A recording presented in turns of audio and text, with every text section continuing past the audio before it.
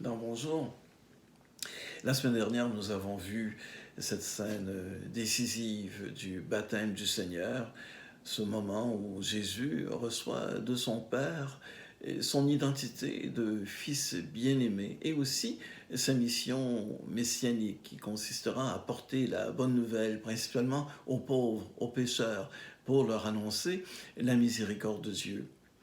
Alors, le baptême, pour nous, ça reste, ce que nous avons en commun. C'est le sacrement qui nous a vu naître à la vie chrétienne. Alors, ça a toute son importance. C'est un moment tout aussi décisif pour nous. Et nous allons peut-être un peu, faudrait bien y réfléchir aussi au cours de cette prochaine semaine, qui est la semaine de l'unité des chrétiens. Tous les chrétiens partagent le baptême et aussi l'évangile de Jésus-Christ qui leur a été annoncé. Alors, pour bien porter ce témoignage, notre unité est importante, essentielle même, parce que la division entre les chrétiens fait obstacle à cette annonce de la bonne nouvelle. Jésus qui est venu réconcilier l'humanité avec lui, qui est la paix entre les humains, qui veut établir la grande famille des enfants de Dieu, eh bien, c'est assez incohérent si cette famille se présente comme étant divisée. Alors, ce scandale de la division des chrétiens doit prendre fin et la meilleure façon pour y arriver, eh bien, c'est de prier ensemble pour l'unité et de répondre ensemble à notre mission. Alors aujourd'hui, l'Évangile attire notre attention sur les premiers disciples de Jésus. On apprend que 2 d'entre eux, jusque-là, étaient disciples de Jean et se mettent tout à coup, de façon un peu spontanée, après que Jean ait eu désigné Jésus comme l'agneau de Dieu, eh bien voici que les 2 disciples se mettent, eux, à cheminer à la suite de Jésus. Alors Jésus les accueille de façon peut-être un peu froide. Il se tourne vers eux et dit, quoi, que cherchez-vous? Question importante que nous avons peut-être toujours apportée, même si nous avons cette certitude intérieure dans la foi d'avoir trouvé le Seigneur, d'avoir identifié ce que son message, de se l'être approprié, ou en tout cas de mettre toutes nos forces pour en vivre toujours davantage, parce que c'est une parole qui nous conduit à la vie. Mais peut-être qu'il faut aussi être attentif à le trouver encore. Saint Augustin le disait,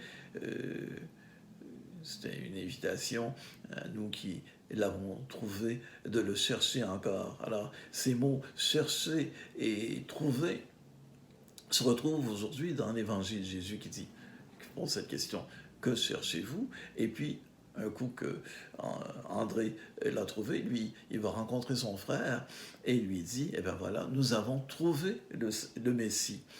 Alors, ça signifie que déjà, avant même de l'avoir trouvé, eh bien, Pierre, le frère d'André, qui s'appelait jusque-là Simon, eh bien, Simon, comme André, recherchait le Messie, peut-être que c'était à la suite de la prédication de Jean qui les avait tournés vers la venue du Messie, qui était la réalisation des promesses de Dieu.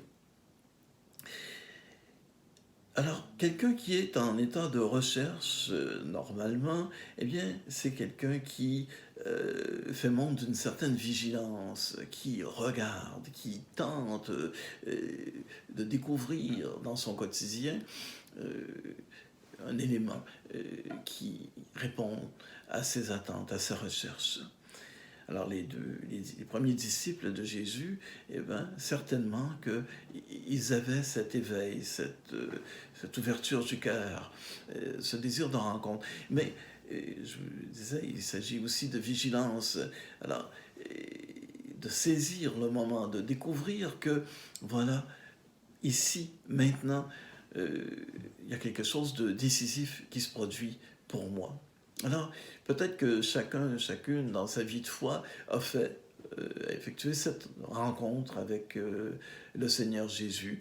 Peut-être qu'une personne ou l'autre peut dire, oui, c'était à tel moment, à tel endroit, comme on dit dans l'Évangile, c'était, on précise à quelle heure, environ 4 heures de l'après-midi, un moment où la rencontre a eu lieu. Alors, chacune a eu ce moment qui s'est inscrit dans son histoire, dans son cheminement, et qui était, au fond, une réponse à une question portée. La question même, nous est inspirée, sans doute, par l'Esprit Saint, qui la met en nos cœurs, qui nous fait tendre vers une réponse.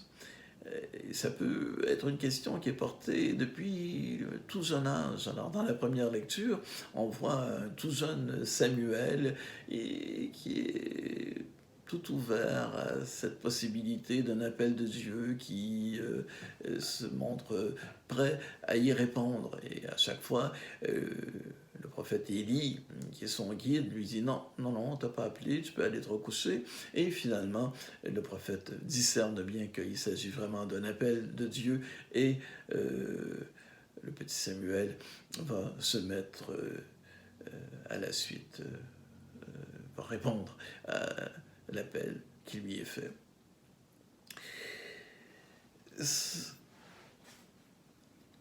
L'identité de Pierre, elle est donnée par Jésus. Mais la réponse aux questions, ce n'est pas seulement par un mot. Jésus nous... Quand les disciples lui posent, pour répondre à sa question, lui répondent par une question, en lui demandant « Où demeures-tu » alors Jésus leur dit « Venez et vous verrez ». Alors, les réponses à nos questions, elles se trouvent parfois par un engagement. Et c'est à travers un engagement où on ne sait pas exactement où l'engagement nous mène et à quoi ça rime. Et on n'a peut-être pas déjà au départ une idée de tout ce qui se présente à nous, mais il y a une sorte d'intuition qui nous dit voilà, ça, je me mets en marche vers une lumière plus grande qui va répondre à mon besoin de clarté dans ma vie. Alors, les disciples comme ça, et c'était la même chose avec Abraham, c'est toujours cette marche dans la foi où il y a un abandon, une confiance et une marche dont on ne sait pas toujours quelle est la destination. Venez et vous verrez. Les disciples ont, à travers leur marche à la suite de Jésus, découvert en quoi consistait son mystère. Alors nous, tout au cours de cette année liturgique qui commence, le temps ordinaire, eh bien, nous sommes invités à approfondir notre connaissance de Jésus et découvrir que vraiment sa demeure, le lieu de sa demeure, eh bien, c'est le Père. Et nous demeurons aussi avec Jésus, avec le Père. Alors, durant la prochaine semaine, je vous invite à prier.